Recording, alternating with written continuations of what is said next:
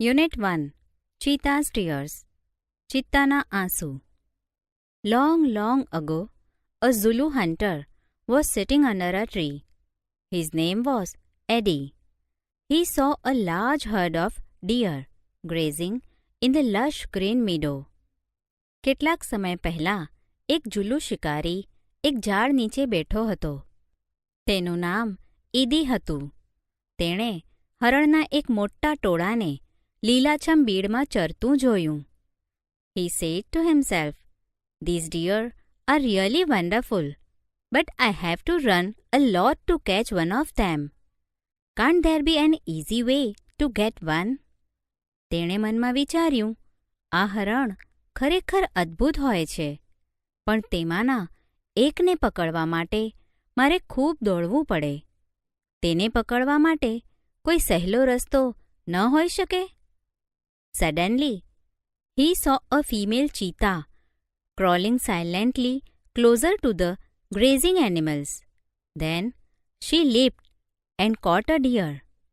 After some time, her 2 young cubs came out of the bush. They all enjoyed their meal. એકાએક તેણે એક માદા ચિત્તાને ચરતા પ્રાણીઓ તરફ ચૂપચાપ સરકતી જોઈ. પછી તે કૂદી અને હરણને પકડી પાડ્યું. થોડીવાર પછી તેના 2 બચ્ચા ઝાડીમાંથી બહાર આવ્યા. તેઓ સૌએ તેમનું ભોજન માણ્યું. Eddie's eyes brightened. They sparkled with an idea. He envied the cubs. Can I be lucky as these beautiful cubs? They got their food without any effort. Can I have a hunter like their mother? He thought. ઈદીની આંખમાં ચમક આવી. એમાં એક યુક્તિ ઝબૂકી.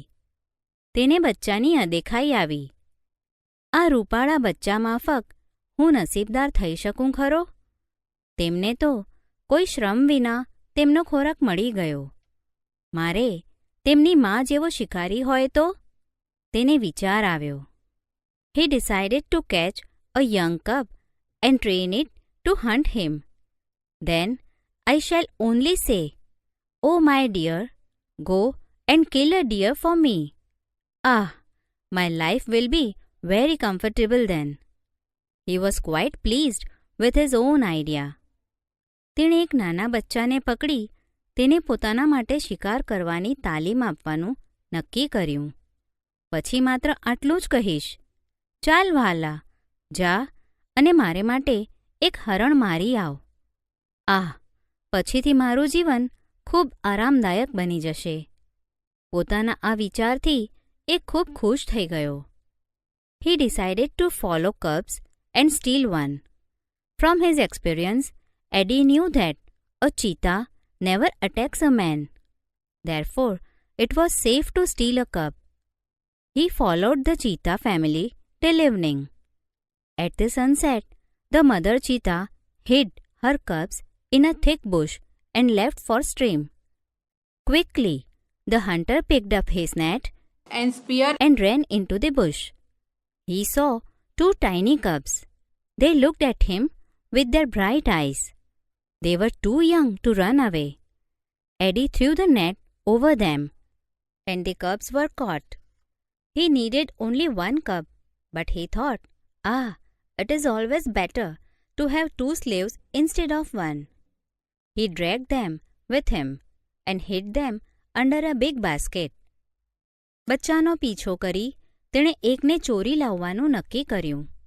ચિત્તો કદી માણસ પર હુમલો નથી કરતો એમ એ અનુભવથી જાણતો હતો. તેથી બચ્ચું ચોરી લાવવાનું સલામત હતું. સાંજ સુધી ચિત્તાના કુટુંબનો પીછો કરતો રહ્યો. સૂર્યાસ્ત થયા પછી માએ પોતાના બચ્ચાને ગાઢ જાળીમાં છુપાવ્યા અને ઝરણા તરફ ઉપડી. શિકારીએ પોતાની ઝાડ અને ભાલો ઉઠાવ્યા અને ઝડપથી જાળીમાં દોડી ગયો. તેણે નાનકડા 2 બચ્ચા જોયા. તેઓ તેની એટલે કે શિકારી સામે ચમકતી આંખે જોઈ રહ્યા. તેઓ એટલા નાના હતા કે દોડીને જઈ શકે નહીં. ઈદીએ તેમના પર ઝાડ પાથરી અને બચ્ચા પકડાઈ ગયા. તેને તો એક જ બચ્ચાની જરૂર હતી, પણ તેણે વિચાર્યું, આહ, એકને બદલે 2 ગુલામો હોય તો સારું. તેણે તે બંનેને પોતાની સાથે ઘસડ્યા અને એક મોટા ટોપલા નીચે છુપાવ્યા. The mother cheetah returned after a while. She did not find her cubs. She looked all around. First of all, she became angry and jumped wildly. She sniffed all around. But alas, she could not find her dear babies. At last, she became sad and started crying. She cried and cried for the whole night till the next evening. થોડીવાર પછી મા પાછી આવી. તેણે બચ્ચા જોયા નહીં. તેણે બધી બાજુ જોયું. પહેલાં તો તે ખૂબ ધુઆપુઆ થઈ ગઈ અને પછી જોરથી કૂદી. તે બધે જ સૂંઘી વળી. પણ અરે રે, તેને પોતાના પ્રાણપ્રિય બચ્ચાનો પત્તો લાગ્યો નહીં. છેવટે તે ઉદાસ થઈ ગઈ અને રડવા લાગી. તે આખીએ રાત રડતી રહી. તે છેક બીજા દિવસની સાંજ સુધી રડી. She cried and cried until her tears made dark stains down her cheeks. She was still weeping. તેના ગાલ પર આંસુના કાળા ડાઘ પડી ગયા ત્યાં સુધી તેણે રડ્યા જ કર્યું. તે હજી પણ રડતી હતી. At night, the mother cheetah cried so loudly that she was heard by a wise man living in the village. The old man understood what had happened. He immediately took his strong club and came out of his hut. This old man, Shanno, was very wise. He loved animals and knew all about them. રાતે ચિત્તામાં એટલું મોટેથી રડી કે ગામમાં રહેતા એક ડાહ્યા માણસે તે રડવાનો અવાજ સાંભળ્યો. જે બન્યું હતું તે આ વૃદ્ધને સમજાઈ ગયું. તેણે તરત જ હાથમાં પોતાની ડાંગ લીધી અને તેની ઝૂંપડીમાંથી બહાર આવ્યો. આ વૃદ્ધ શન્નો ખૂબ સમજદાર હતો.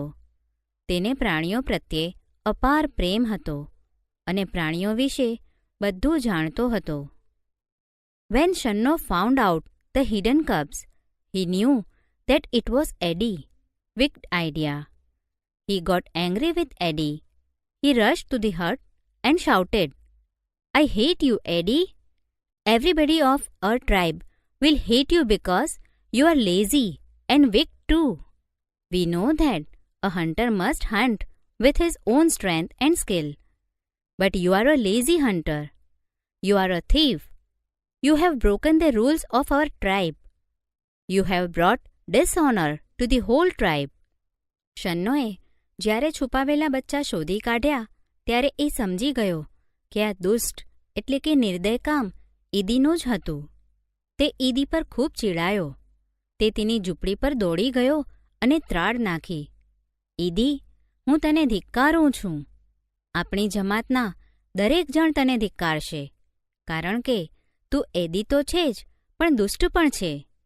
આપણે જાણીએ છીએ કે શિકારીએ પોતાની તાકાત અને આવડતનો ઉપયોગ કરીને જ શિકાર કરવો જોઈએ. પણ તું આળસુ શિકારી છે. તું ચોર છે. તે આપણી જમાતના નિયમોનો ભંગ કર્યો છે.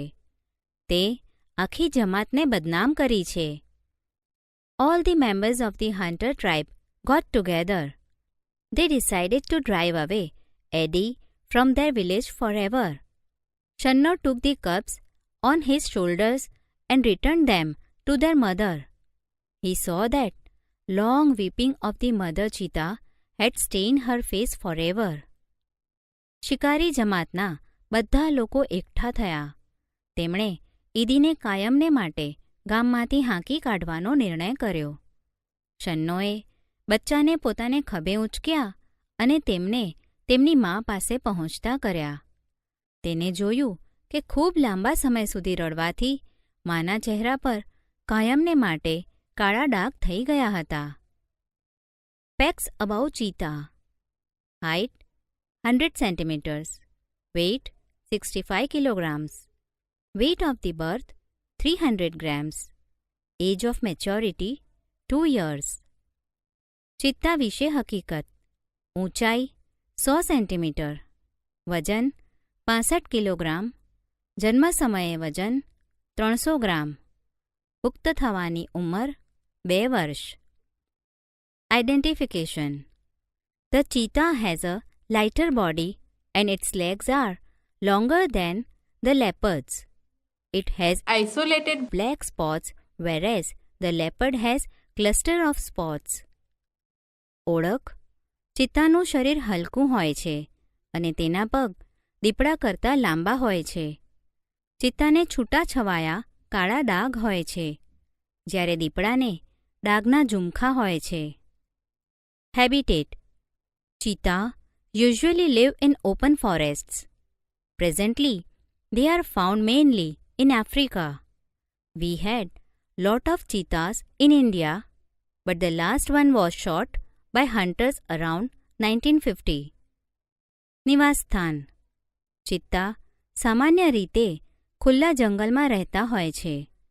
હાલમાં મુખ્યત્વે આફ્રિકામાં જોવા મળે છે.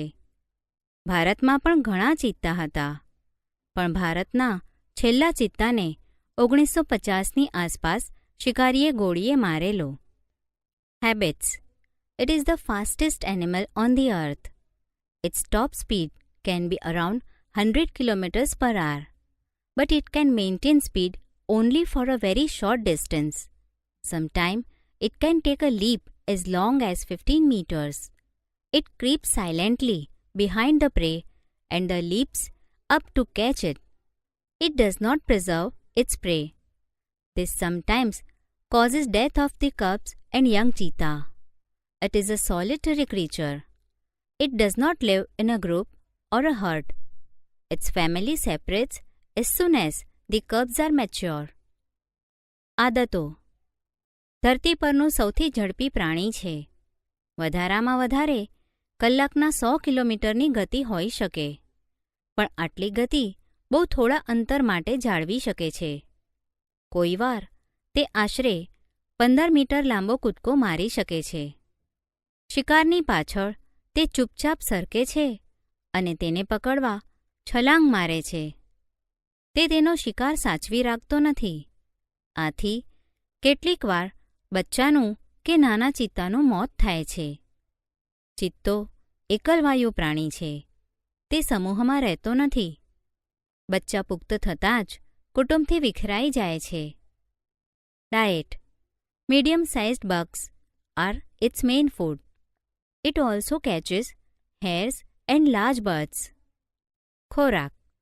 મધ્યમ કદના કાળિયાર એ તેનો મુખ્ય ખોરાક છે. તેઓ સસલા અને મોટા પક્ષીઓ પણ મારે છે. Cubs. The female gives birth to 2 to 4 cubs at a time. They are very beautiful with long silver grey fur. The mother calls them by giving a high-pitched whistle like a bird. બચ્ચા. માદા ચિત્તા એક વખતે એક સાથે 2 થી 4 બચ્ચાને જન્મ આપે છે. લાંબી રૂપેરી રૂવાટીથી બચ્ચા બહુ સુંદર લાગે છે. પક્ષીની પેઠે તીવ્ર સિસોટી જેવો અવાજ કરી મા બચ્ચાને બોલાવે છે.